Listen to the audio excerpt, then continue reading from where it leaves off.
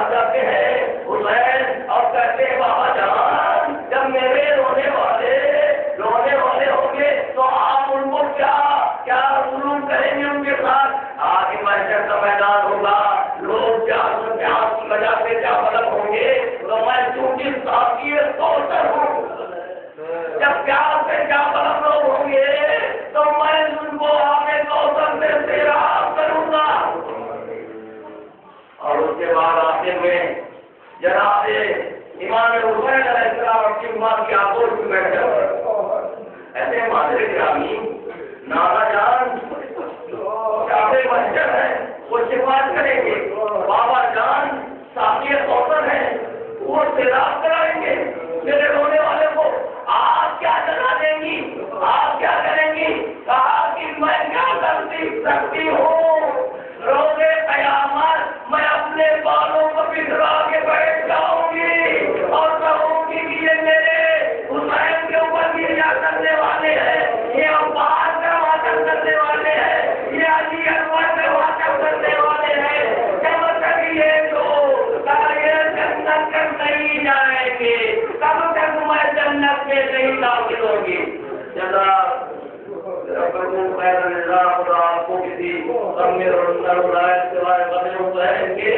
آج امام حسین علیہ السلام بچے سب ہیں جو کربلا کی تپتی ہوئی زمین میں شہید کر دیے گئے اور حسین کہتے ہیں کہ مجھ کو 3 دن کا بھوکا پیاسا شہید کیا گیا اور لگے گردن سے پشت گردن سے مجھے شہید کر دیا گیا، مجھے پیاسا شہید کر دیا گیا، کسی نے ایک بوند پانی نہیں دیا گیا۔ آپ نے منزل آتی ہے کہ روایت سے ملتا ہے سید سجاد جب گلیوں میں نکلتے تھے مالا گزرتے تھے اور سیدھا جو کی دکان ہوا کرتی تھی، روایت میں ملتا ہے تو قصاب کیا کرتے تھے کہ گوشت کو جو ہے کپڑوں سے ڈھک دیا کرتے تھے، کیونکہ جب کپڑے سے نہیں ڈھکتے تھے کہ گوشت کے اوپر جناب زین العابدین علیہ السلام کی نگاہ پڑتی تھی تو کربلا کا منظر یاد آ جاتا تھا کہ کربلا میں جس میں حسین گھوڑوں کی ٹانگوں میں ٹکڑے ٹکڑے ہو گئے تھے، جناب قاسم کی لاش گھوڑوں کی ٹانگوں میں ریزہ ریزہ ہو گئی تھی، آگے سے گزرتے تھے تو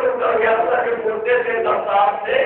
اس جانور کو تم نے سبھا تو ضرور کیا ہے، کیا اس کو سبھا کرنے سے بھی پانی پلایا تھا کہ نہیں؟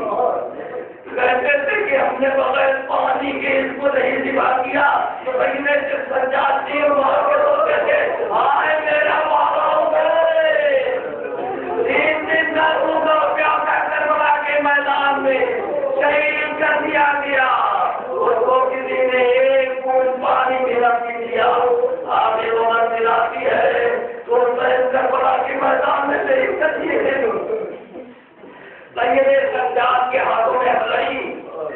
پیروں میں بیڑی، گلے میں خاص اور بیڑیوں کا ڈنڈا سنبھالتے ہوئے افطار کے کافرہ سنبھالتے ہوئے رہتے تھے۔ حسین کی شہادت ہو چکی، کربلا کے میدان میں 72 شہید ہو چکے،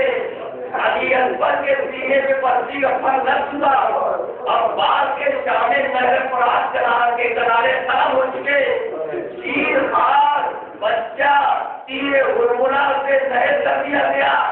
سارے مسائل تمام ہو جاتے ہیں تو کیا اسی کے اوپر اکتفا ہو جاتی ہے؟ شہادت حسین کے بعد اگر زینب نہ ہوتی،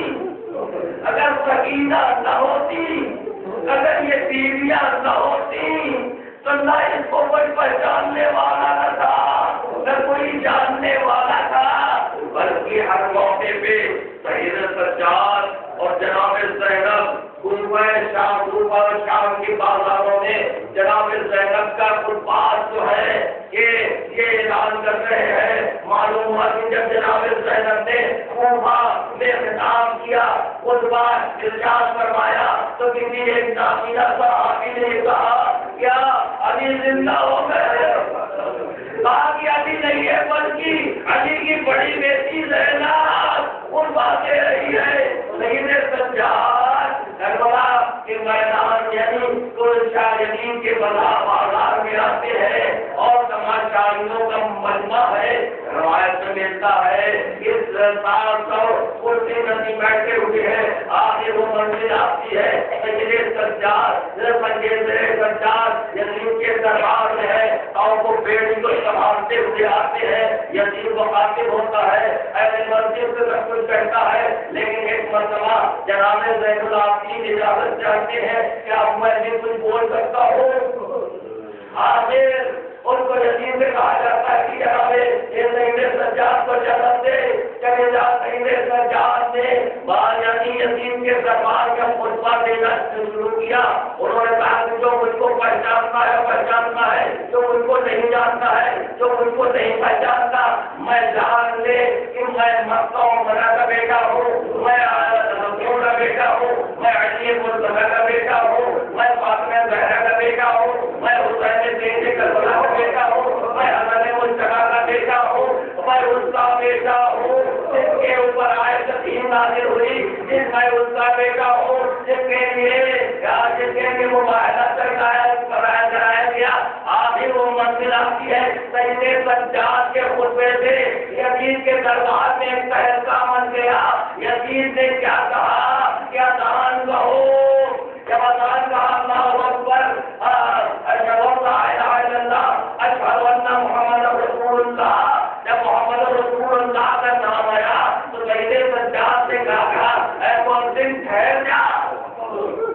مؤذن ٹھہر جاتا ہے تو سید سجاد مخاطب ہو کے کہتے ہیں کہ اے عزیز بتا کہ محمد کا نام تیرے دربار میں لیا جا رہا ہے کہ تیرے جد کا نام تھا یا میرے جد کا نام ہے. یزید خاموش ہو جاتا ہے. ایک منزل اور یاد آتی ہے کہ یہ قافلہ جب ممیز کر دیا گیا, ممیز کرنے کے بعد ایک سال کے بعد اسی چہلے کے موقع پہ رہا کیا جاتا ہے. جب یہ ظاہر کیا گیا